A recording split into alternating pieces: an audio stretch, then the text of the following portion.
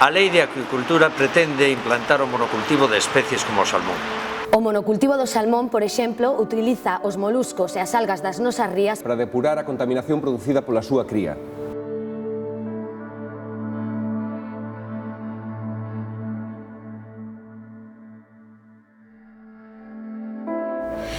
Este tipo de cría propaga enfermidades e parásitos. Restos de pensos, antibióticos e produtos químicos que afectan a calidade dos nosos recursos marisqueiros.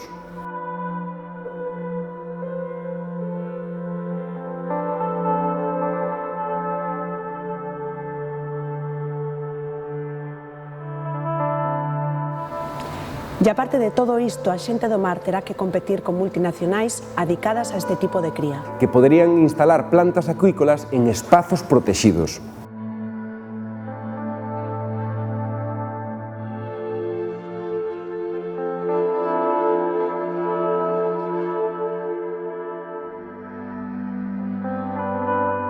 Non á destrucción do noso mar. non a destrucción do noso mar. Non a destrucción do noso mar.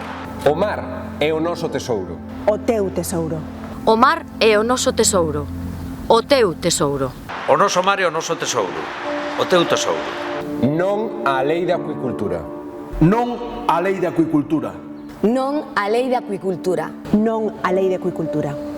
Non a Lei de Acuicultura.